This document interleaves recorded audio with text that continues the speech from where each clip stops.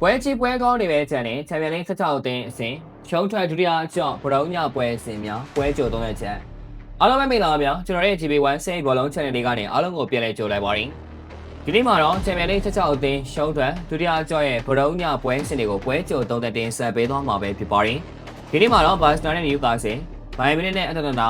လေဘောင်းနဲ့ဂလာစီတတင်ဟော့စပါနဲ့အတတီကိုမက်ထရစ်အသင်းတွေပွဲအဆင့်တွေကိုပွဲကြို3ရက်တင်ဆက်ပေးသွားမှာပဲဖြစ်ပါတယ်ဘာစတာနဲ့နယူကာဆယ်ဘရောင်းဆိုးနေနဲ့စပိန်ကလပ်ဘာစတာအသင်းနဲ့အင်္ဂလန်ပရီးမီးယားလိဂ်ကလပ်နယူကာဆယ်အသင်းနဲ့ပွဲအဆင့်ကိုပွဲကြို3ရက်တင်ဆက်ပေးသွားမှာပါ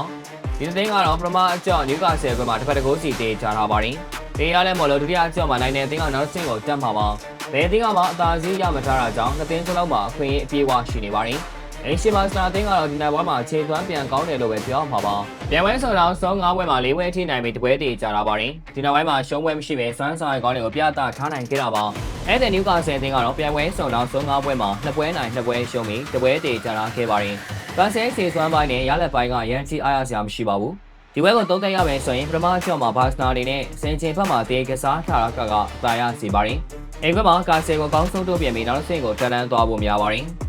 ခံမရလန်ဘာစနာ2-1နယူကာဆယ်ဘိုင်မီနစ်နဲ့အတတနာဒုတိယပွဲအဆင့်ဖြင့်ဂျာမန်ဘိုလန်လီဂါကလပ်ဘိုင်မြူနစ်အသင်းနဲ့အီတလီစီးရီးရဲ့ကလပ်အတတနာအသင်းရဲ့ပွဲအဆင့်ကိုပွဲကြို3ရက်တင်ဆက်ပေးသွားမှာပါဒီနှစ်သင်းကတော့ပထမအကျော့မှာပြတ်သားတဲ့ရလဒ်တစ်ခုထွက်ပေါ်ထားခဲ့ပါတယ်ဘိုင်ယန်ကအတတနာကိုဝေးကွက်မှာ6ဂိုးတကိုးနဲ့ဂိုးပြတ်ခြေပြတ်အနိုင်ယူထားခဲ့တာပါအင်ရှင်ဘိုင်မြူနစ်အသင်းနဲ့ဂိုးသမားရဲ့တန်ရာရေးပြဿနာရှိနေပေမဲ့ဒီပွဲကဂိုးသမားပါပဲကင်တော့နောက်တစ်ဆင့်ကိုတက်လန်းသွားနိုင်မှာပါပထမအကျော့မှာဂိုးပြတ်ထားလို့ဘိုင်ယန်တို့အင်အားချွေတာပြီးကစားသွားမှာပါတင်ကြနိုင်တယ်လို့ဂိုးနဲ့လည်းကတ်နိုင်သွားနိုင်ပါတယ်ခံမရလဲဘိုင်ယန်1-1အတတနာလီဗာပူးကလာစီတတိယပွဲစဉ်ဖြင့်အင်္ဂလန်ပရီးမီးယားလိဂ်ကလပ်လီဗာပူးအသင်းနဲ့တူရကီကလပ်ဂရာဆေးအသင်းနဲ့ပွဲစဉ်ကိုပွဲကြို3ရက်တင်ဆက်ပေးသွားမှာပါပထမကျော်ရီနေမှာတော့ဂရာဆေးကတကိုးနိုင်ထားပါတယ်ဒါကြောင့်မလို့ဂရာဆေးဟာတကိုးတာနဲ့ FV ကိုလာကစားရမှာပါဒါကဂရာဆေးအတွက်တော့အားသာချက်ပါပဲလီဗာပူးကပြီးခဲ့တဲ့ပွဲမှာဇာတ်အောက်ဆုံးကဝူသေးကိုတောင်တင်ကြလာတာပါ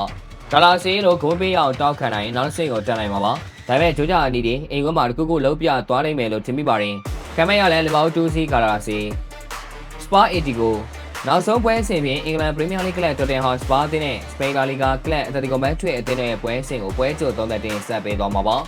ပထမကျော့မှာတော့ ATGO က9ဂိုးနဲ့အနိုင်ရထားလို့3ဂိုးအသာရနေပါတယ်စပါအိမ်ဝင်ဖြစ်ပေမဲ့လည်း ATGO က3ဂိုးအသာနဲ့ ACC ထိန်းကစားသွားနိုင်ပါတယ်စပါတို့အိမ်ဝင်မှာပြန်နိုင်ပေမဲ့ဒီအဆင့်နဲ့ပဲခြေနဲ့သွားရမှာပါခံမရလဲစပါ3-2 ATGO ဒီနေ့တင်ဆက်မှုကတော့ပဲနောက်ဆုံးရအားစားတဲ့နေအပြောင်းရွှေ့တဲ့နေပွဲကြိုပွဲပြီး3သက်ချက်တွေပြင်စိတ်ဝင်စားဖွယ်အကြောင်းတွေကိုတင်ဆက်ပေးသွားမှာဖြစ်တာကြောင့်ကျွန်တော်တို့ရဲ့ GB1 စိတ်ဘောလုံး channel လေးကို like and follow လုပ်ပြီးဗီဒီယိုလေးကိုလည်း share ပေးကြပါအောင်လို့ပြောရင်းနဲ့ညီကုန်းချုပ်လိုက်ရပါတယ်ခင်ဗျာ